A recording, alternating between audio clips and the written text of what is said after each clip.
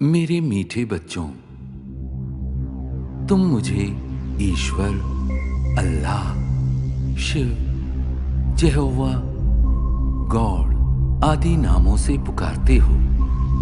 तुमने मेरे लिए मंदिर, मस्जिद, चर्च एवं गुरुद्वारे बनवाए। तुमने वेद शास्त्र और कई प्रकार की धर्म पुस्तकें लिखी। मेरे पास पहुंचने के लिए तुमने पूजा, अर्चना, तप आदि किए। तुमने मेरे नाम पर अनेक युद्ध किए और मेरे लिए कई त्याग व बलिदान दिए। लेकिन दुर्भाग्यवश न तो मुझे कोई भी प्राप्त कर सका और न ही मेरे पास पहुंच पाया।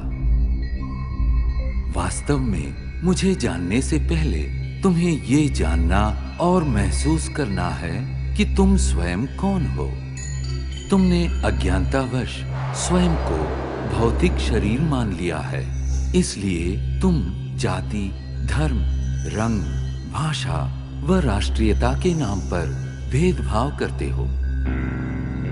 स्थूल नेत्रों से दिखाई देने वाला तुम ये नश्वर शरीर नहीं हो।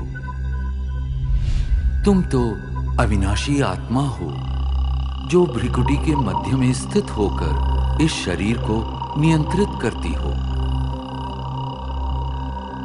अतः स्वयं को शरीर द्वारा कर्म करने वाली आत्मा अनुभव करो।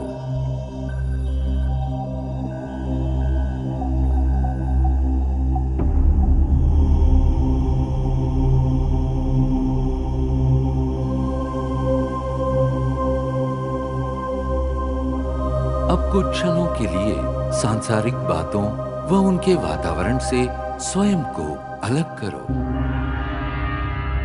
इस देह को भूल अपने आप को भ्रिकुटी के मध्य में चमकता चैतन्य सितारा अनुभव करो। वास्तव में तुम यही हो, अति सूक्ष्म ज्योतिर्बिंदु आत्मा। अब क्रमशः तुम्हारी यात्रा आरंभ होती है। इस भौतिक दुनिया और देह से ऊपर उठकर नीले गगन की ओर।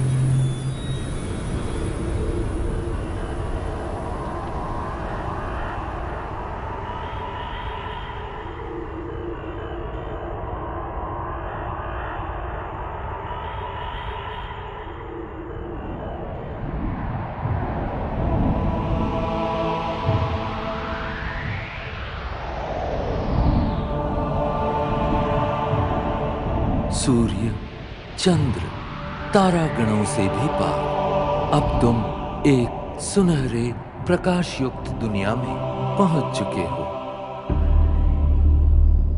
ये वो आत्माओं की दुनिया है जिसे ब्रह्मलोक, शांति धाम, मुक्ति धाम व परम धाम कहा जाता है। ये मधुर, शांतिपूर्ण दुनिया तुम आत्माओं का और मेरा भी मूल निवास स्थान है। मैं तुम आत्माओं का पिता, परम पिता परमात्मा शिव हूं। तुम आत्माओं की तरह मैं भी अति सूक्ष्म हूं। ज्योतिर्बिंदु होते हुए भी ज्ञान गुणों में सिंधु के समान हूं। मैं सर्वशक्तिमान जन्म मृत्यु के चक्र से परे होने के कारण सदा पावन हूं। तुम सब आत्माएं मेरी प्रिय संतान हो। प्रारंभ में तुम आत्माएं भी मेरे साथ परम धाम में ही निवास करती थी। बाद में तुम जन्म और कर्म का अविनाशी अभिनय करते सृष्टि नाटक मंच पर अवतरित होते हो।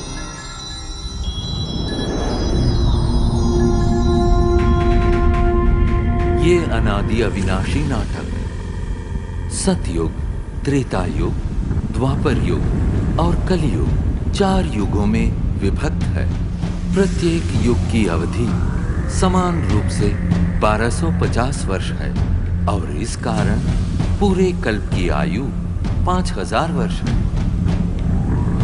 हर 5000 वर्ष में इस सृष्टि चक्र की हूबहू पुनरावृत्ति होती रहती है।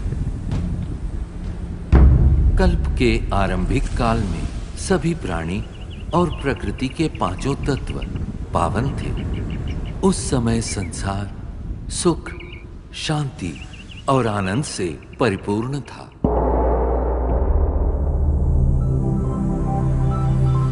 यही वो समय है जिसे सतयुग और त्रेता युग के नाम से जाना जाता है,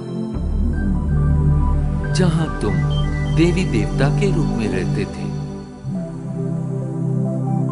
इस 2500 वर्ष की अवधि को स्वर्ग, बैकुंठ, बहिष्ट, जन्नत, पैराडाइज आदि नामों से जाना जाता है। सतयुग अर्थात स्वर्ण युग में श्री लक्ष्मी और श्री नारायण का अटल अखंड राज्य था। तत्पश्चात त्रेता युग अर्थात रजत युग में श्री सीता एवं श्री राम ने राज्य किया।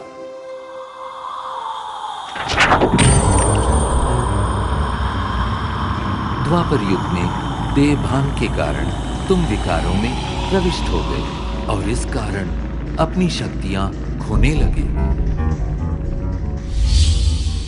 इस अवधि में भिन्न भिन्न धर्म पिताएं आए और अपना धर्म स्थापित किए।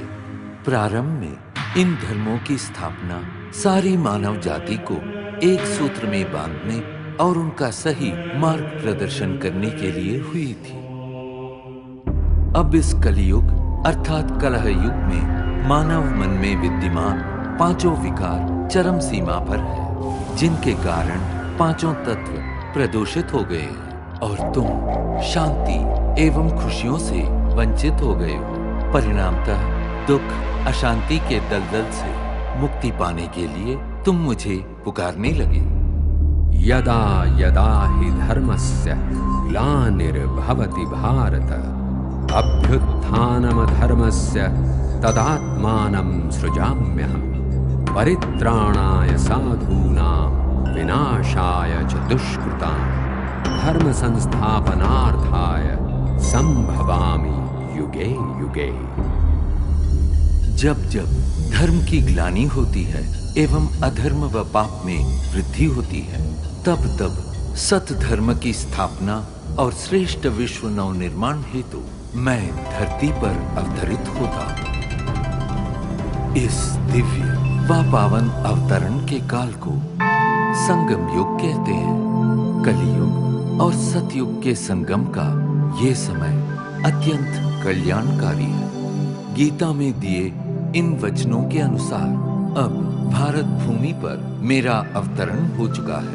प्रजापिता ब्रह्मा के साकार मानवीय तन में मैं प्रविष्ट एवं सन्निविष्ट होकर सहज गीता ज्ञान एवं राजयोग द्वारा तुम आत्माओं को पावन बनाने का महान कार्य कर रहा हूं। अब तुम देह सहित देह के सर्व संबंधों को भूल स्वयं को आत्मा निश्चय कर मुझ परम पिता परमात्मा को याद करो। यही राजयोग है जिसके द्वारा तुम्हारे जन्म जन्मांतर के विकर्म दग्ध होंगे और तुम सर्वगुणों एवं सर्वशक्तियों से संपन्न हो जाओगे। याद रखो, प्रकृति के पांचों तत्व भी तुम्हारे इसी संपन्नता की प्रतीक्षा कर रहे हैं। मेरे प्यारे बच्चों, मैं वही हूं जिसे तुम अनेक वर्षों से खोज रहे हो। मैं तुम्हारा अनादि पिता हूं। मैं जो हूं, जैसा हूं, मुझे भली भांति पहचानो और मेरी श्रीमत पर चलो, ताकि आने वाले स्वर्णिम युग में तुम अनेक जन्मों का श्रेष्ठ भाग्य प्राप्त कर सको। ओम